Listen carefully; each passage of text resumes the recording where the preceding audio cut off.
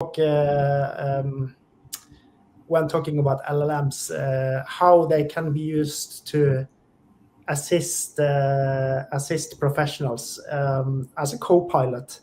We see this. Maybe the first application is going to be software developers getting help while you write code. That's going to be immensely useful. It's probably going to help write higher quality code. And why shouldn't that be the case for doctors and healthcare professionals as well? I was thinking if you follow the path that we've talked already, like first you can have a transcript, and then eventually maybe the transcript can be reasoned about by artificial intelligence model in real time. It should be possible for the model to act as a co-pilot for the doctor. Something like tapping into the vast knowledge base of the medical field in real time while talking to the patient. Obviously, that is kind of the function of a doctor to do, but if you can have help by a machine that has instant access to all the information that exists, it should be much more powerful. I'm thinking, for example, in a consultation situation where the work is to diagnose a condition based on the observer, what the various things that you observe on the patient. The doctor will usually narrow it down to 1, 2, or maybe 3 different possibilities quite quickly. But then I think it's a common mistake to not think about the more rare conditions. This is where I think an artificial intelligence can be extremely useful, is to consider in an objective fashion, given the input in a consultation, all the different possibilities, and help the doctor finding out what questions to ask and what examinations to do to provide a differential diagnosis, as it's called, to differentiate between the different possibilities, taking all the actual possibilities into account, not just the ones that sprung to mind for the doctor right there, which is prone to be the most common ones. What do you think? Do you think this is feasible? Well, this is a very exciting possibility, and it's even more exciting that I think it is definitely feasible. Within a year or two, you're going to be seeing these kinds of technologies hitting the scene. So the way that we think about this problem currently is in terms of a multi-model pipeline would support this kind of technology right now. So we have like the pieces to be able to do this. As you mentioned, we have the transcription that's like sufficiently accurate and able to run in real time. Now we have the second piece that we need, the large language model that can take the result of a transcription as it's coming out and can understand. So we think of the transcription as the perception layer. We think of the LLM as the understanding layer, and then also the generation layer. So it will perceive, understand, and then generate. That's kind of the paradigm that we think about here.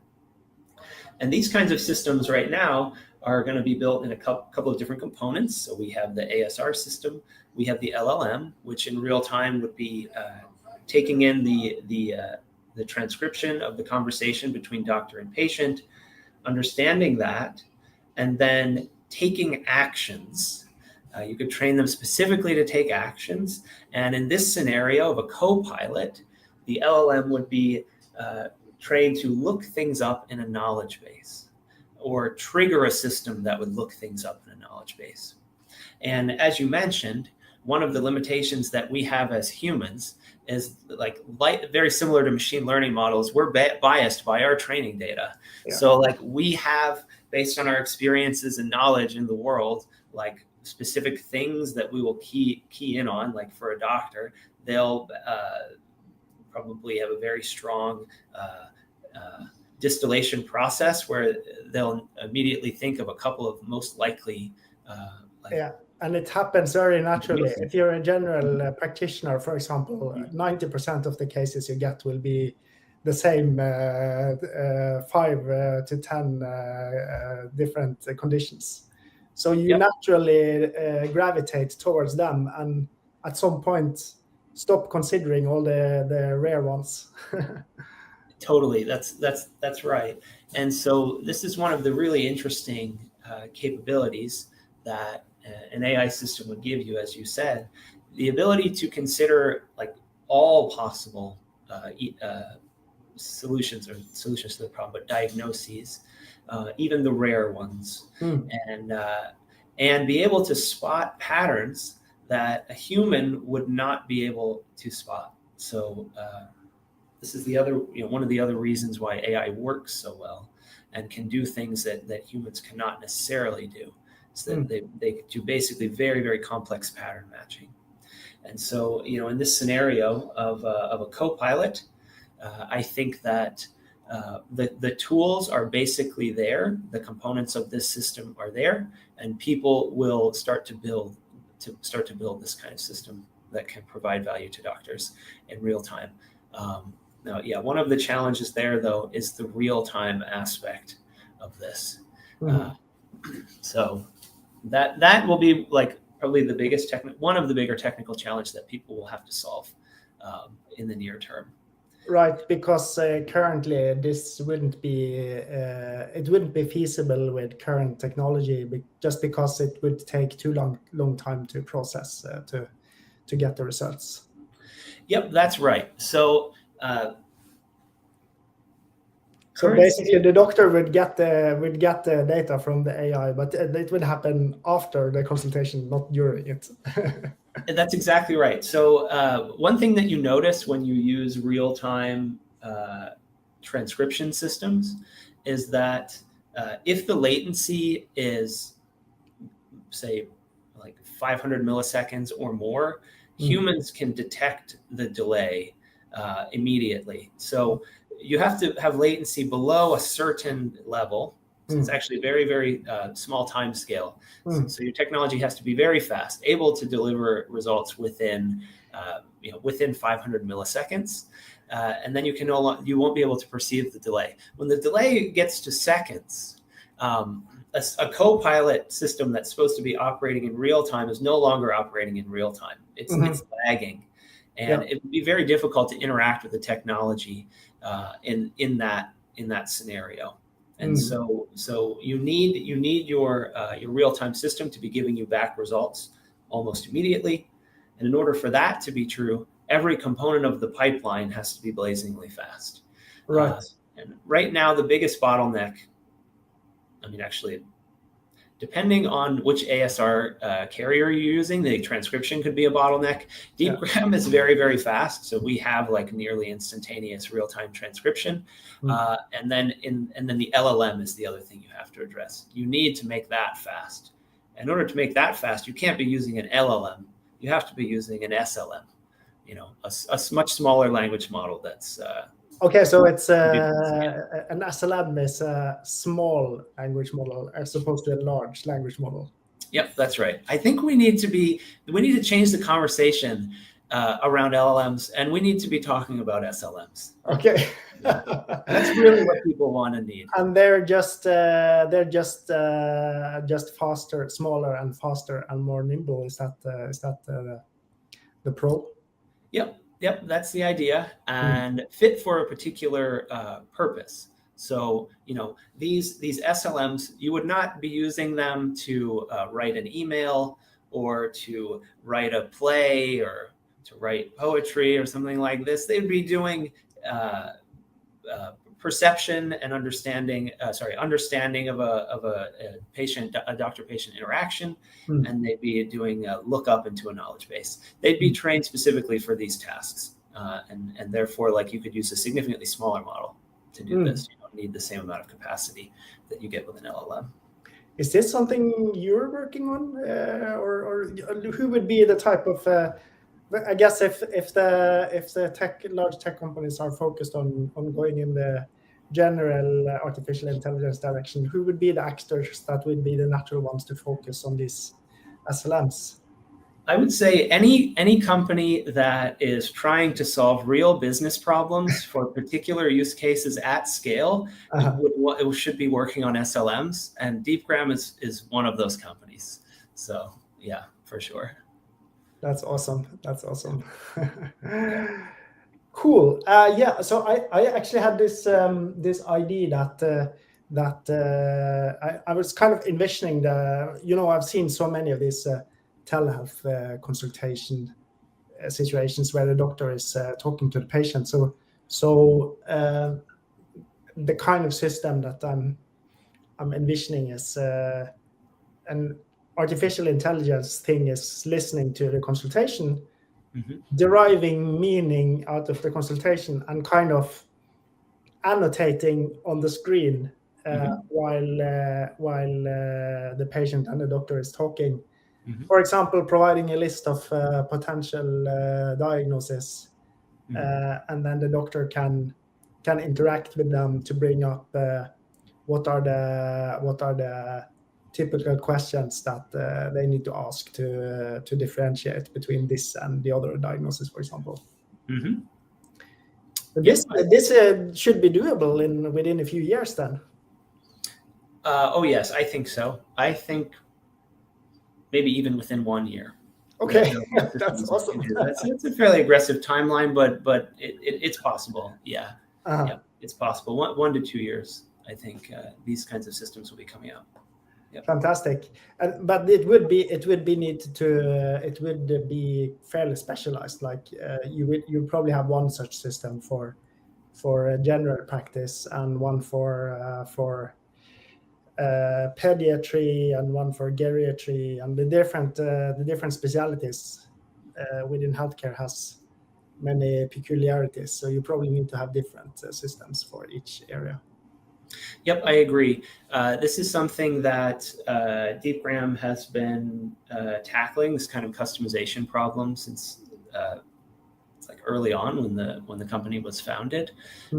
So we do custom models for transcription.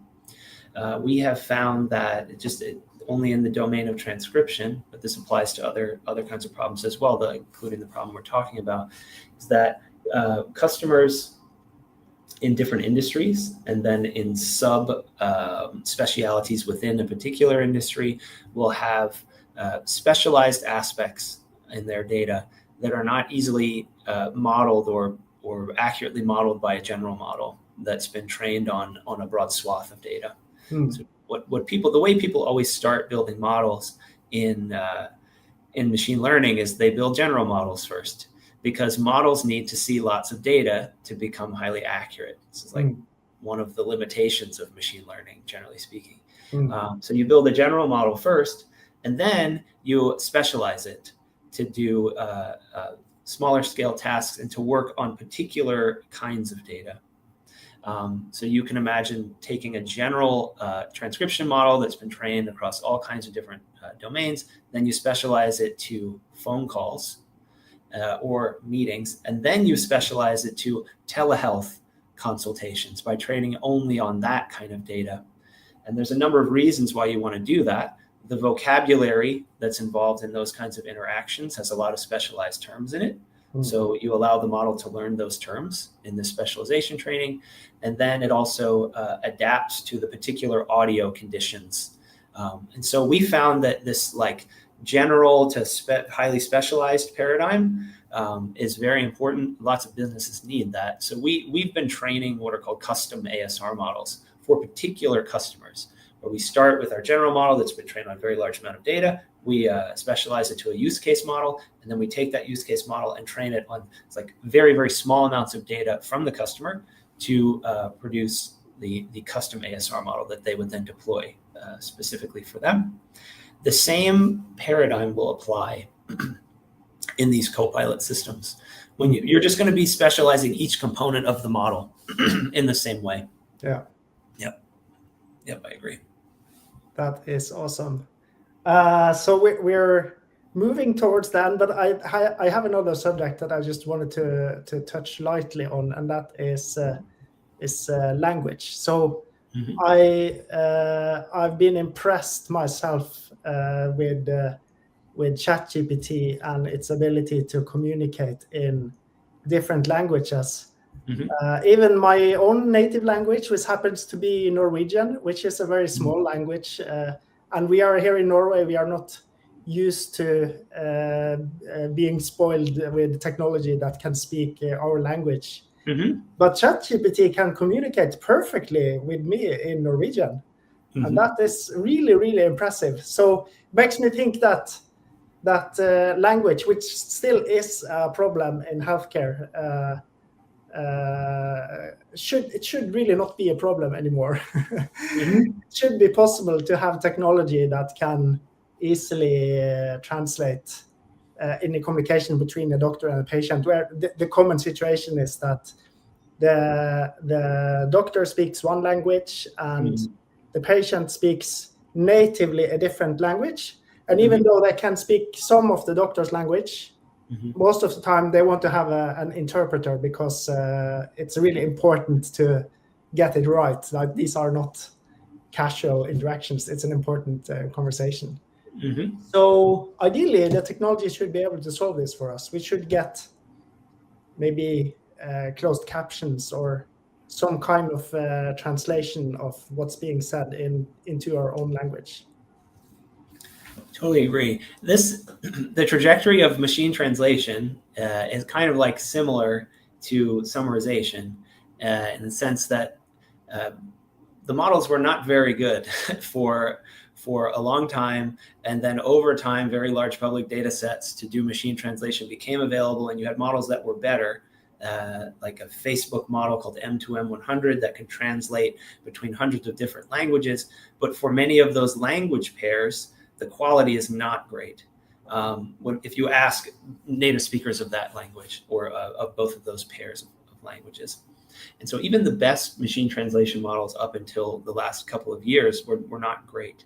And so the ability to do a real-time translation in a telehealth scenario or other kind of patient-doctor interaction, that was a hard problem that I would say was probably unsolved up to this point, not well solved. Well, now with LLMs, they have changed the game for translation. It's very similar to summarization in the sense that, like, they were not trained specifically to do machine translation, and yet they can.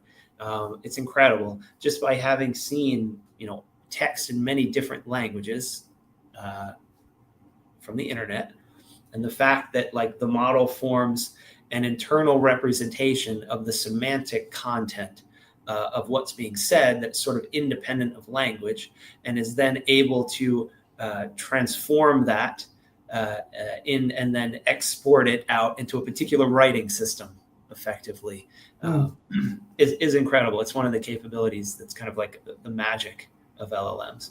And so this opens up a number of possibilities, like you're saying, to be able to leverage this for real-time translation. You still have the same limitations that you had when we were talking about our real-time Copilot system. Yeah. Your translation model, which may now be built around an LLM, needs to be fast. And so, like, we're still going to have our SLM paradigm probably coming in here. Where you start with an LLM that can do translation, and you distill it down to an SLM, and maybe you specialize it to only be able to translate particular language pairs. And maybe that's an initial entry point into the real-time problem. So you don't have an SLM that can do, any pair of languages like the LLMs can currently do, which is incredible. But they'll be specialized to do particular pairs of languages. Yeah. So I think this is another thing that we can expect to see in the next year or two.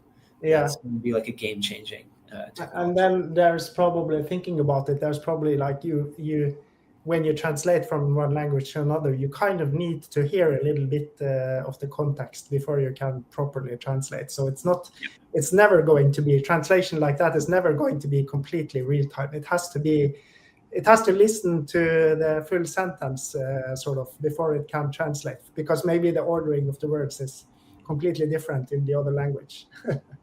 I agree. That's right. I totally agree. So something like seeing seeing a closed caption with the full sentence, like maybe 5 seconds after it, something like that. But I think still that would be tremendous help in healthcare. Yep, I fully agree. I think that real-time translation is definitely a hard and unique problem. Maybe you would have a system that has an initial lag, where like as you said, it needs to listen to the first several seconds of a conversation. But then you'll have systems that once it has built up enough context, will be able to like have a window of past context that kind of slides along with the conversation, with the model, and the model will be able to look in that past context. It'll have a memory of what's been said. And so you may actually only suffer in terms of accuracy or delay in the very initial part of a conversation until you can build up that sufficient amount of context. And then maybe perhaps it can be near real time after that, because the model will have some memory mechanism. Yeah, it can kind of guess the meaning out of the context, more or less. Yep. Interesting. Well, this has been a really interesting conversation. Very exciting conversation to have. Thank you so much for joining us, and looking forward to collaborate further with you at Deepgram. And to our audience, we will continue with this recording, so stay tuned.